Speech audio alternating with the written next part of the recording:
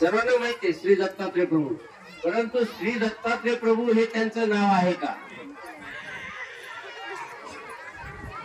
खर तर श्री दत्तात्रय प्रभूंचं नाव आहे सैंग ऋषी. मग सैंग ऋषी हे नाव तर कुणाच्या तोंडात नाही. मंदिरला नाव देतात दत्त मंदिर, अहो त्यांचं ते नावच नाहीये. म्हणून प्रत्येक भक्तीशी आपल्या श्रद्धेला जेव्हा आपण आकार देतो, जेव्हा आपण आपली भक्ती श्रद्धा ओततो, तेव्हा त्याच्या मुळाशी जाऊन त्याचे कार्य कारण स्वरूप लक्षण याचं ज्ञान असणं आवश्यक आहे. अन्यथा मनुष्य सर्व काही करतो आणि क्षणार्धात गमावतो. आताच आपण कथानं काय केलेलं आहे सहस्रार्जुनाचं. एवढं मोठं मिळालं पण ते पचवता नाही आलं. सूचना देऊन देखील क्षणार्धात गमवावं लागलं.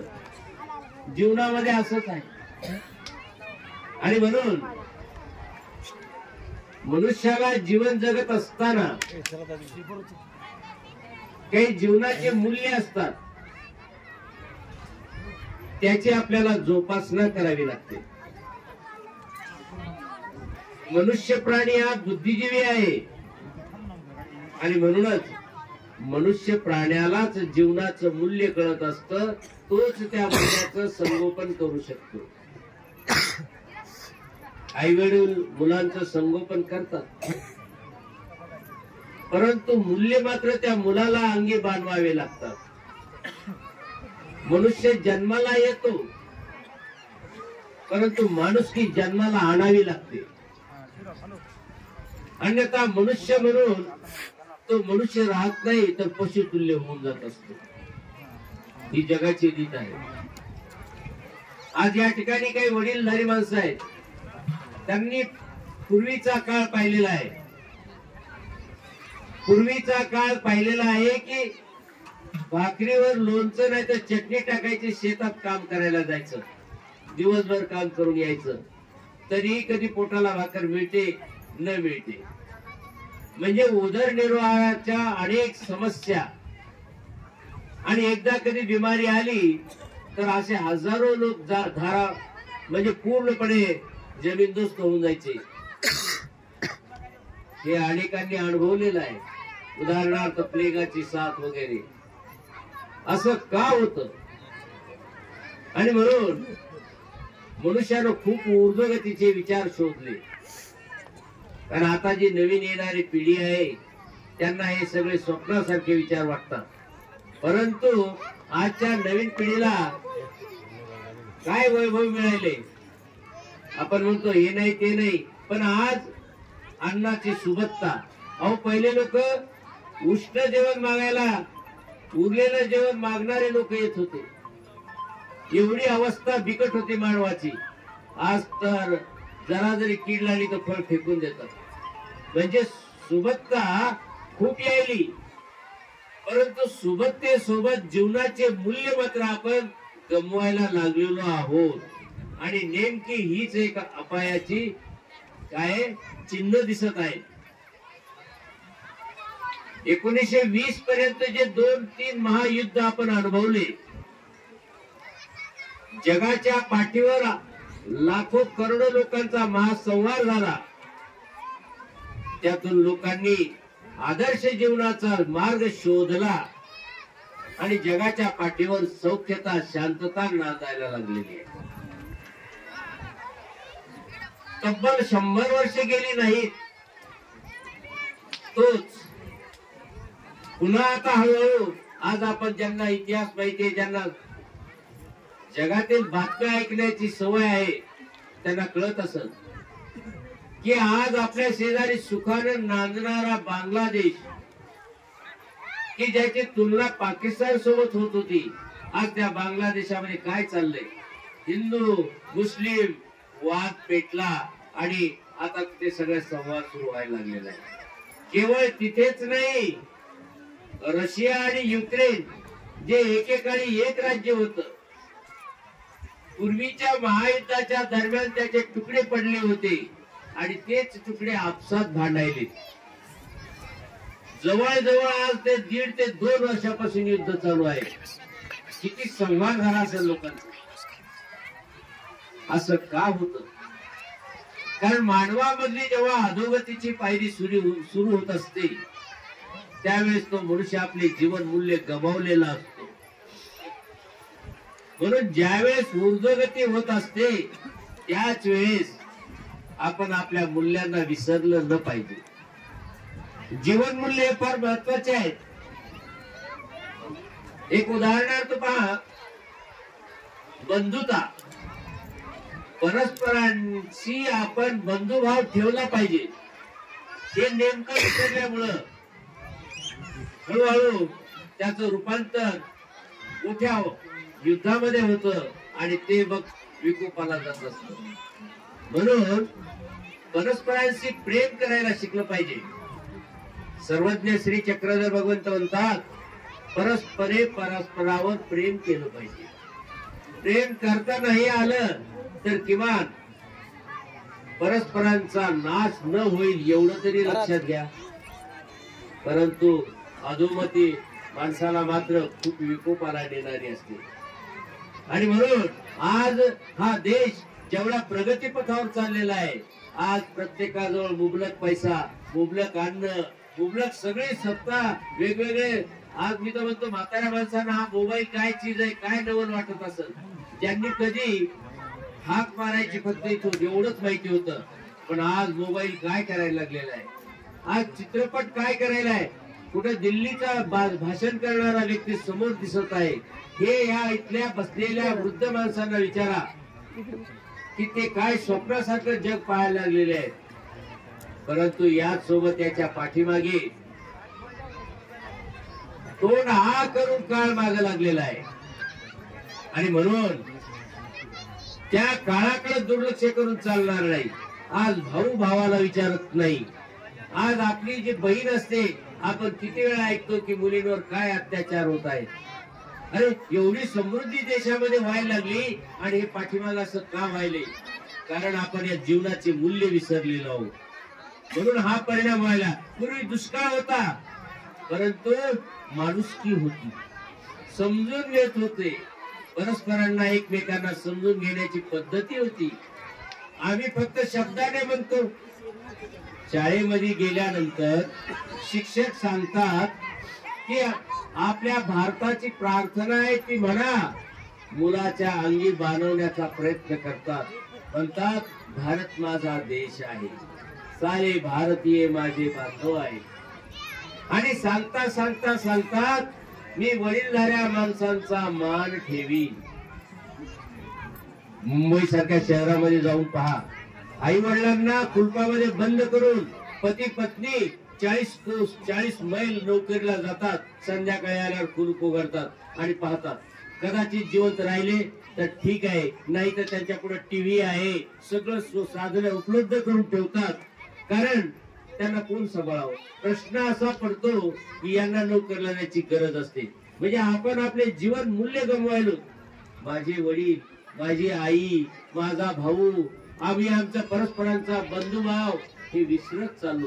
जेवढी प्रगती व्हायली विज्ञानाची, त्या प्रगती सोबत आपले जीवन मूल्य आपले नष्ट व्हायला लागलेले आहे.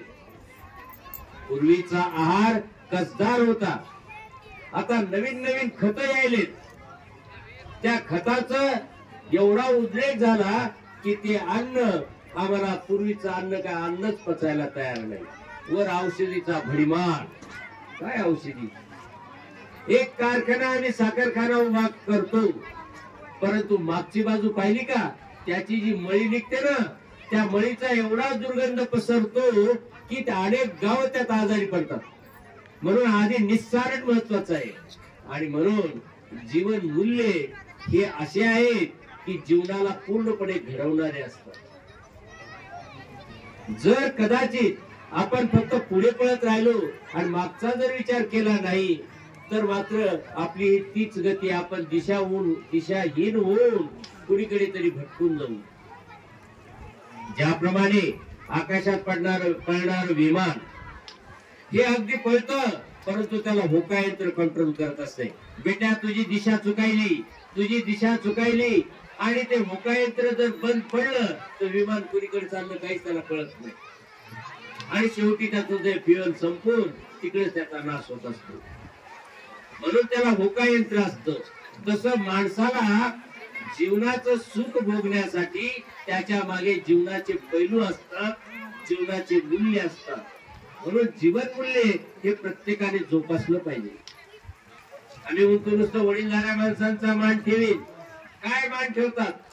म्हातारा माणूस जर इथं घसरून पडू द्या, इथं तरुण पोरं हसायला लागतात. अहो ही कोणती संपत्ती आहे? भगवान श्रीकृष्ण म्हणतात ही आसुरी संपत्ती. दुसऱ्याला दुःख झाल्यानंतर जर तुम्हाला हसू येत असेल, हे आसुरी संपत्तीचे लक्षण आहे. म्हणजे तुमचं तिथं जीवन मूल्य, बंधुभाव तो नष्ट झालेला आहे. अहो माझ्यापेक्षा वडील माणूस जर पडला असेल तर मला त्याच्याबद्दल हळहळ वाटायला पाहिजे. अरे अरे पडला, पळत जाऊन मी त्याला उचलायचं तर सोडूनच द्या. अरे अरे अरे ते कसं पडलं म्हातार म्हणून हसणारी तरुण मंडळी आपल्या डोळ्यासमोर दिसत आहे. आम्ही काय करत आहोत? कोण्या संततीला जन्म देत आहोत? लेकराचे पाय पाळण्यास दिसतात, परंतु माय बापाला कौतुक वाटतंय. आमचं पोरग अहो लय झाडशी, काय सांगावं, ते मांडीवर घेऊन बापाला थोबाडीत मारतय. नाही आमचं पोरग लय शूर निघणार आहे. अरे काय राजा हो, ते बोलता बोलता बाबाच्या गालातही मारतय, तरी म्हणतात नाही आमचं पोरग लय शूर आहे, लय आक्रमक आणि त्याला आवडतच नाही. असे तुम्ही जर स्तुती करत असाल तर मात्र तुमची संतती ही मूल्यहीन होऊन रासाला कारणीभूत होणारी आहे. म्हणून मुलांना आपल्या आई वडिलांचा आदर्श कळला पाहिजे. ज्या आई वडिलांनी आपलं रक्त ओतून तुम्हाला लहानाचं मोठं केलं, त्या आई वडिलांना तुम्ही जर विसरत असाल तर कोणाला इथे मिळवत आहो आणि कुठं तुम्हाला देव मिळणार आहे? देव तर फार पुढे राहिलाय. तुम्ही आधी जवळच्या आई वडिलांना तर पहा. म्हणून आपण संस्कार युक्त बनलं पाहिजे. संस्कार युक्त बनवायचं असेल तर जीवनामधले मूल्य तुम्हाला सापडले पाहिजे. की जो बंधुभाव, परस्परांना बंधुत्वानं वागायचं, परस्परांवर प्रेम करता आलं पाहिजे. प्रेम नाही करता आलं तर किमान दुसऱ्याला त्रास होईल असं तरी वागू नका. किमान पुढीलाला त्रास होईल माझ्यामुळं याची तरी काळजी घ्या. म्हणजे आपले मूल्य आपण जोपासत आहोत. आम्ही म्हणतो प्रत्येकाशी सौजन्याने वागेल. काय सौजन्य असतो? सौजन्य त्याला म्हणतात की ज्याप्रमाणे आज या ठिकाणी श्री दत्त जयंतीच्या निमित्तानं आपण परस्परांना एकत्रित आमंत्रित करत आहोत आणि त्यांना आपण अन्नदान देत आहोत, पण त्याच्या सोबतच ज्ञानदान सुद्धा महत्वाचं आहे. म्हणून हे ज्ञानदान करण्याचा प्रसंग त्याच्यात असलाच पाहिजे की बाबांनो परस्परांवर प्रेम करा, सगळं करा, पण मात्र मूल्य विसरू नका. मूल्य विसरू नका. बंधुता, बंधुभाव, समता ह्या ज्या गोष्टी आहेत ह्या विसरू नका आणि परस्परांवरचं प्रेम या गोष्टी विसरू नका. नाही तर हे जीवन कचऱ्यासारखं आहे. क्षणार्धामध्ये आग लागायला वेळ लागत नाही. म्हणून बंधूंनो आपण या ठिकाणी ज्ञानाचा सुद्धा या ठिकाणी ह्या दोन शब्दाचा आपण सभा घेतलेली आहे. कारण भगवान श्रीकृष्ण म्हणतात नाही ज्ञानेन सदृशम पवित्रम ह्य विद्यते. या जगामध्ये ज्ञानासारखं पवित्र असं दुसरं काहीच नाही. का बरं असं म्हटलं त्यांनी? अहो आम्हाला तर खायला आहे, प्यायला आहे, सगळं टीव्ही आहे, सगळे काय मनोरंजनाचे कार्यक्रम आहेत. काय मनोरंजनाचे कार्यक्रम चालले? अत्यंत आमची पुढची पिढी ते मोबाईल घेतला तर असे विचित्र चित्र पाहतात त्याच्यावर की जे आई वडिलांनी स्वप्नात कधी ऐकले नसतील असे काही ते टीव्ही पाहत असतात मुलं मोबाईलवर. काय चाललेले संस्कार कुणीकडे चाललेत मुलांचे? त्यांच्या जीवनाचं मूल्य काय कचरा होऊन चाललेला आहे. मोबाईल चांगला आहे, खूप चांगला आहे, पण उपभोग घेतला तर उपभोग घेण्याचं तरी ज्ञान पाहिजे. आपण आता दादांच्या मुखातून ऐकलं सहस्रार्जुनाला श्री दत्तात्रय प्रभूंनी सगळे वर दिले, परंतु वराचा त्याला उपयोग घेता नाही आला, दुरुपयोग करता आला. काय सांगितलं श्री दत्तात्रय प्रभूंनी? त्याला फक्त 3च मूल्य सांगितले होते. गो हत्या करू नकोस, स्त्री हत्या करू नकोस आणि ब्रह्म हत्या करू नकोस. किती तीनच पैलू होते हो. परंतु त्याला वाटलं एवढे कधी करेल. ज्याप्रमाणे दुर्योधनाला नाही शिशुपाळाला, बरोबर आहे, हा शिशुपाळाला 3 डोळे होते आणि तिथं जातक सांगितलं की ज्या वेळेस 3रा डोळा गळून पडेल तो त्याचा शत्रू होईल. आणि नेमकं झाला काय, त्याचाच माऊस भाऊ श्रीकृष्ण तो त्याला भेटायला आला आणि त्याचा डोळा गळून पडला. शिशुपाळाच्या आईला वाटलं अरे अरे अरे मावस भाऊ त्याचा वैरी आहे, आता काय करावं. तिने त्याचे पाय पकडले, देवा माझ्या मुलाला मारू नकोस. श्रीकृष्णाने सांगितलं मी त्याचे 100 गुन्हे माफ करतो. एक नाही 2 नाही, काय सांगितलं. परंतु जीव फार विचित्र असतो. त्याच्या आईला वाटलं माझं लेकरू आणि 100 गुन्हे ते कधी कधी नो, हे शक्यच नाही. वा वा, खुश झाली. हे सगळं मी कशासाठी सांगितलं, जीवन मूल्य लक्षात घ्या. फार छोटेसे असतात, परंतु ते जर तलवार अशी जर चोपली खूप छान वाटते, पण जर कधी धाऱ्याकडून जर हात फिरवला तर तुमचाच हात कापून काढते. बंदूक ही जर आपण नीट धरली तर ठीक आहे, वाकडे तिकडे खिशात टाकलेला असा हात केला तर ती बंदूक आपल्यालाच नाश करू शकते. त्यामुळे तुमची ऊर्ध्वगती, तुमची प्रगती, तुमची श्रीमंती, तुमचं वैभव क्षणार्धात तुमच्या मूल्य गमावल्याबरोबर तुमचा नाश व्हायला वेळ लागत नाही. म्हणून ज्याप्रमाणे आपण प्रगती पथावर चाललेलो आहोत त्याचप्रमाणे सावध राहा. आपले मूल्य गमवू नका, आपले जीवन मूल्य ते विसरू नका. त्याच्यावर लगेच लक्ष द्या. मुलांना लगेच ताबडतोब शासन करा. अरे वडिलाच्या मांडीवर बसून तू त्यांच्या तोंडात मारतोस. तुम्हाला एक उदाहरण सांगतो. मोठे लोक सुद्धा कसे जीवन मूल्य सांभाळतात. मी यशवंत कॉलेजमध्ये शिकवायला असताना आदरणीय शंकरराव चव्हाण हे गृहमंत्री होते आणि नेमका सिलेक्शन कमिटीवर मी असल्यामुळे इंटरव्ह्यू घेण्याला मला पाचारण करण्यात आलं. सोबतच मंत्री असलेले अशोकरावजी चव्हाण ते तिथंच होते बसलेले माझ्या समोर. अगोदर दारातून 2 इन्स्पेक्टर येऊन मला घेऊन गेले, कारण सिलेक्शन कमिटीवर असल्यामुळे तिथून मला घेऊन गेले डायरेक्ट गृहमंत्र्याच्या पाशी. नेल्याबरोबर हळूच अशोकराव उठले, खुर्चीतून निघून गेले. मी विचारलं का हो? अशोकराव गेले. अहो असं कसं झालं? मला एक त्यांच्या पीएन सांगितलं, तुमची करू नका. काय झालं म्हणे, ते वडिलांसमोर खुर्चीवर बसत नाही. त्या बात आहे, वडिलांसमोर खुर्चीवर बसत नाही, आदर्श आहे. अहो आमचे मुलं वडिलांच्या वर डोक्यावर बसतात, काय सांगा तुम्हाला. आणि आई म्हणते लईच पोरग छान आहे, लईच पोरग ताकदवान आहे. अरे अरे अरे अरे काय व्हायला आमचे. लक्षात घ्या, आदर्श घ्यायचा असेल तर तो मी त्यांचा जवळून अनुभवलं. मी म्हटलं अशोकरावजी काय गेले म्हणजे ते वडिलांसमोर खुर्चीवर बसत नाही. अहो वडील तर अध्यक्ष होते, इंटरव्ह्यू घ्यायला बसले होते स्वतः. आदर्श होता त्याला. म्हणून मुलगा कसा असावा, वडील जर सोफा सेटवर बसले तर मुलाला खाली बसलं पाहिजे. तुमची संस्कृती आहे, तुमच्या जीवनाचं मूल्य आहे. वडीलधाऱ्या माणसांचा मान ठेवी, याला म्हणतात मूल्य. काय आम्ही म्हणतो 10 वर्ष शपथ घेतो वडीलधाऱ्या माणसांचा मान ठेवी, आणि घरी आला म्हणतो म्हातारी कुठे गेली. अरे एवढं वाकडे तिकडे तोंड करायला काय झालं रे बाबा. आजी कुठे गेली, आजोबा कुठे गेले, असं काहीतरी नीट बोलायला शिकती. पण नाही, आमची आई बी कौतुक करते. नाही पाटील लय मोठे झाले. त्या पोराला म्हणतात पाटील लय मोठे झाले आमचे, मातीचे मोठे झाले. सगळं शहाणपण मातीत गेलेलं आहे. ते त्यांना वडिलांचा मान ठेवलाच पाहिजे. वडील जर वर बसले तर खाली बसलंच पाहिजे. गुरु आले खाली बसलंच पाहिजे. ज्ञान देणारा आला सांभाळच पाहिजे. आणि म्हणूनच भगवान श्रीकृष्ण म्हणतात देवद्विज गुरु प्राज्ञ पूजनम शौच मार्जवम ब्रह्मचर्यम अहिंसाच शारीरिक. ऋषी लोकांची तपश्चर्या कशी होती, तर शारीरिक तपश्चर्या त्यांची अशी होती म्हणे देवद्विज गुरु प्राज्ञ पूजनम शौच मार्जवम. देव जो परमेश्वर आहे, ज्याच्या अधिकाराखाली सगळं जग वावरत आहे, त्या परमेश्वराचे नित्य उपकार ठेवणं हे आपलं कर्तव्य आहे. आणि म्हणून आपण परमेश्वराला शरण गेलं पाहिजे. अहो आता असे बी काही नेते सापडतात, आम्ही देव पायाखाली तोडतो म्हणणारे. तुम्हाला माहिती असेल नसेल, मी नाव घेत नाही, कारण दुर्गुणांचं नाव घेऊ नये म्हणून भगवान गीतेमध्ये दुर्योधनाचं नाव घेतलं नाही. दुर्योधनाचे 9 श्लोक आहेत गीतेमध्ये, दुर्योधनाचे 9 श्लोक आहेत, पण गीतेत नाव घेतलं नाही. पता नाही कोणाला कुठे आहेत ते श्लोक. तर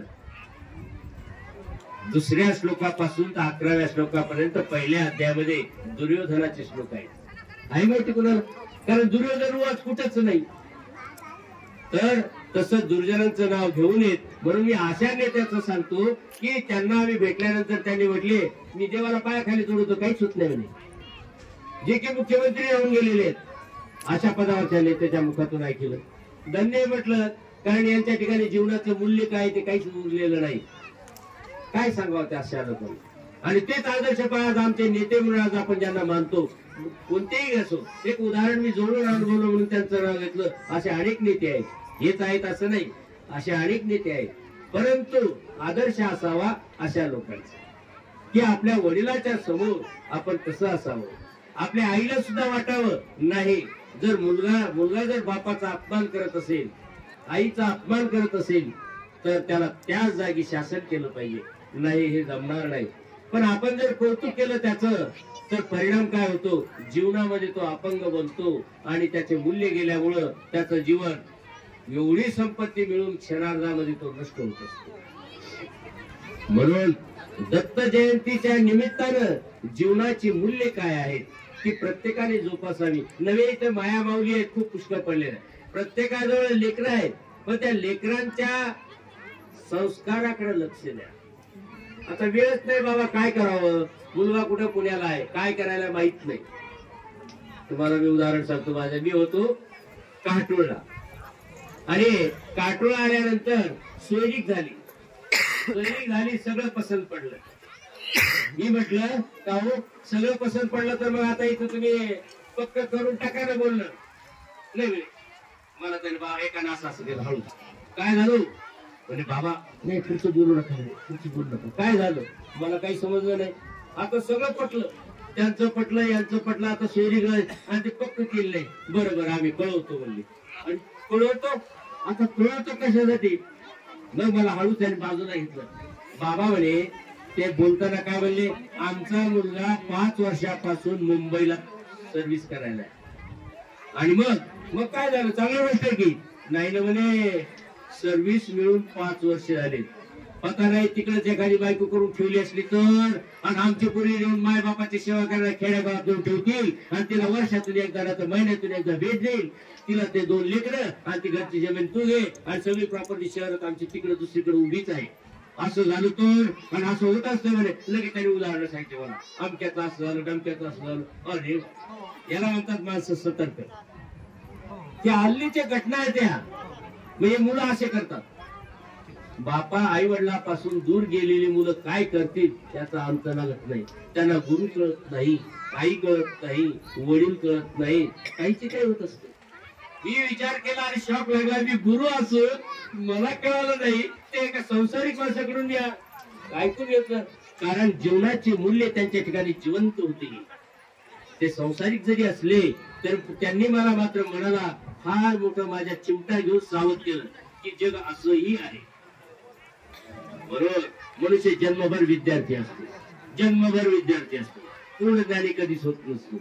आणि म्हणून आपल्याला जीवनाची मूल्य विसरता येणार नाही. लक्षात घ्या, श्री दत्तात्रय प्रभूंनी एवढा वर दिला आणि त्याला 3च मूल्य सांगितले. बाबा रे, गोहत्या, स्त्री हत्या आणि ब्रह्महत्या करू नकोस. किती सोपं होतं. आम्ही तर गाई कसायला विकतो. आमचा जुना शेतकरी पहा, कोठ्यावर मरू देईल, त्या खुट्यावरची गाय तिथे मरू देईल, शेवट त्याला फुकट चारा खाऊ घालत, परंतु खाटकाला नाही विकणार. कारण आम्ही तिचं दूध खाल्लंय, आम्ही तिच्यापासून 10-12 बैल घेतलेले आहेत, त्या गाईला आम्ही कसं विकावं असे म्हणणारे शेतकरी आमच्या आजही त्या ठिकाणी वडीलधारी माणसं आहेत. आजही वडीलधारी माणसं आहेत. काय आहे मूल्य जीवनातलं? स्त्री हत्या. आम्ही कसं असायला पाहिजे? आपल्या पत्नीशी इमानदारीने राहायला पाहिजे. म्हणून महानुभाव लोक गुरुमंत्र देत असताना 7 व्यसनात सांगतात, परस्त्री कडे तू पाहायचं नाही. म्हणजे खूप बुद्धीनं पाहायचं नाही, बहिणीप्रमाणे समजावं. परस्त्री पहा. आणि म्हणजे 7 व्यसनामध्ये फार मोठं जोपासलेलं आहे. म्हणून आम्ही सांगतो बाबांनो, देवधर्म कमी झाला तरी चालेल, पण या सप्त व्यसनापासून सावध राहा. जे काही आमच्या भगवंताने आता सांगितलं तुम्हाला, सप्त व्यसन ही जीवनाच्या मूल्याला जोपासणारी आहे. आणि म्हणून या व्यसनापायी आज काय व्हायला, अहो चांगले चांगले निमी म्हणणाऱ्याच्या मुलाचे लेकर त्यांची बापाने कमवलेली संपत्ती सगळे धुळदाण करून ठिकाणा लागलेले आहेत या दारूपायी. आपल्या मुलाला कसं करायचं का? त्याला लहानपणी तुम्ही गुरु का करत नाही? नाही बाबा पोरग शिकायले तर आताच बंधनात कशाला टाकायचं? म्हणजे आताच बंधनात टाकायचं नाही, नंतर मोकाट झाल्यावर ते आवरेल का हो तुम्हाला? बैल होण्याच्या आधी त्याला येसन टोचावं लागते. नाही होऊ दे ना कठाळ्या, होऊ दे ना कठाळ्या, मग येसन टोचता येते का? कोवळेपणी टोचावं लागते. लहानपणी संस्कार करावे लागतात. म्हणून मुलांना लहानपणी गुरु करून द्यायचा असतो. मला म्हणतात नाही गुरु करायला बाबा पूर्व लहान आहे आणि पूर्व लय हुशार आहे आणि पूर्व आमचं गॅरंटेड आहे, पक्का आहे, चांगलं आहे, त्याला अजिबात वाईट संस्कार नाहीत. अहो गोड फळालाच कीड लागत नसते हे तुम्हाला माहितीये.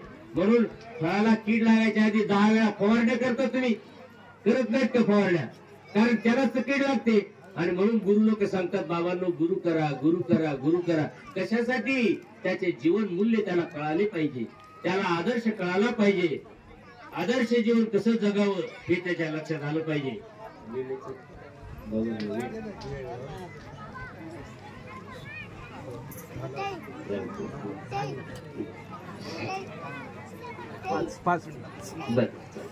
तर म्हणून यासाठी आपण ज्या निमित्ताने जे एकत्रित आलो बंधूंनो, हे एक निमित्त आहे की दत्त जयंती निमित्त आपण या आमच्या हातचं अन्न घ्या, परस्परांवर एकमेकांचं देवाणघेवाण केली पाहिजे आपण. आणि म्हणून आपण एकमेका जवळ आलेलो आहोत. तर नुसतं खाऊन जायचं नाही आपल्याला, आपल्याला आपले जीवन मूल्य सोबत घेऊन जायचे आहे. जे खरं सोबत घेऊन जायचं आहे ते आहे बुद्धिजीवी. आणि म्हणून भगवान श्रीकृष्ण सुद्धा म्हणतात की बाबा रे अर्जुना, युद्ध कर पण बुद्धीचा उपयोग कर, बुद्धीचा उपयोग कर. पहा, ज्याला निष्काम कर्म म्हणतात, ज्याला समत्व कर्म म्हणतात, ज्याला बुद्धियोग म्हणतात, ते म्हणजेच बुद्धियोग. काय म्हणलंय? बुद्धियुक्त जहाती उभे सुकृत दुष्कृते. जो बुद्धियोगाचा वापर करतो तो पाप पुण्य दोन्ही सोडून देतो. आता तुम्हाला वाटत पुण्य तर पाहिजे, अहो पुण्य सुद्धा घातक असतं, लक्षात घ्या. द्रव्य सुद्धा खूप कमावणं घातक असतं.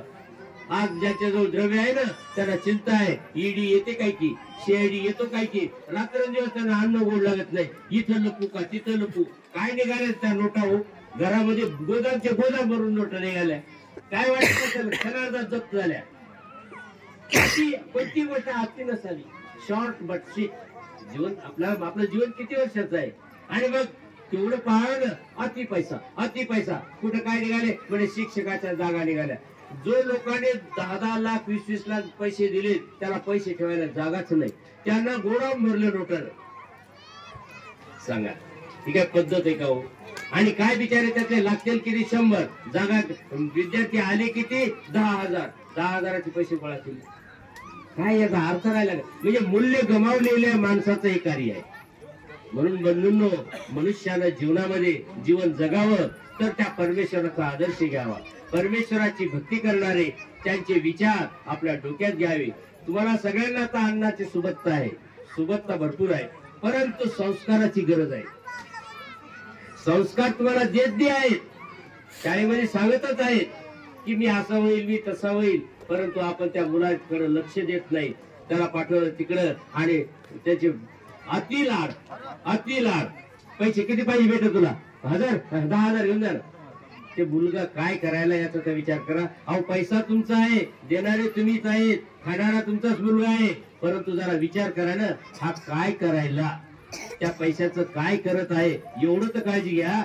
आणि हे न घेतल्यामुळं नंतर मग रडून काय उपयोग. म्हणून बंधूंनो, खरोखर श्री दत्त प्रभूच्या जयंतीच्या निमित्तानं जे श्री दत्तात्रय प्रभूने आदर्श दिला, काय वर दिला? जगाचा राजा. काय वर दिला? तुने सहस्रभुजा. सगळंच काही दिलं आणि सांगितलं बाबाने 3 मूल्य सांभाळ. 3 मूल्य: गो हत्या, ब्रह्महत्या आणि स्त्री हत्या. आम्ही स्त्रीला काय समजायलो? ठीक आहे, हे नाही आंबा खाल्ला कातड कोई दिल फेकून, असं नाही. स्त्रीला सुद्धा महत्व आहे. धर्मपत्नीप्रमाणे पत्नीला वागवावं, मुलीप्रमाणे मुलीला वागवावं, बहिणीप्रमाणे बहिणीला वागवावं. स्त्रियाच आहेत, परंतु त्याच्या मागचे काही रहस्य आहे, ते रहस्य जोपासलेच पाहिजे. त्याचप्रमाणे या दत्त जयंतीच्या निमित्तानं श्री दत्तात्रय प्रभूंचा आदर्श म्हणून किमान दादांनी सांगितलेलं जे कथानक आहे ते तर पूर्ण आपण ऐकलंच नाही, तर या हे कथानक जर तुम्ही जर सोबत घेऊन गेलात तर मला तरी असं वाटतंय निश्चितच तुमच्या जीवनामध्ये चांगले संस्कार रुजू होतील आणि मुलांना जागी शासन करा. जर तो एखाद्या हिंसक मुलाच्या नादी लागत असेल त्याच्यापासून त्याला दूर ठेवा. संगत के गुण लागे राजा बार बार क्यों पूछ, असं म्हणलंय. म्हणून संगत करावी चांगल्याची. संगत करे बड़ों की तो बढ़त बढ़त जाए और संगत करे गधों की तो लाता खाते जाए. म्हणून आपल्या मुलांना संस्कार, आपल्या मुलांना संगत ही संतांची, साधू संतांची, चांगल्या सज्जनांची अशी संगत असू द्या आणि त्याच्यावर नुसतं दुरून का होईना पण लक्ष असू द्या. असं मी एवढं या श्री दत्तात्रय प्रभूच्या जयंतीच्या निमित्तानं तुम्हाला सांगतो आणि या ठिकाणी मी आशा करतो आपण निश्चित या श्री दत्तात्रय प्रभूंच्या जीवनाच्या, त्यांच्या निरूपणाच्या मूल्यांचा विचार करून आपल्या जीवनाचा उद्धार करून घेसाल अशी अपेक्षा करतो आणि थांबतो.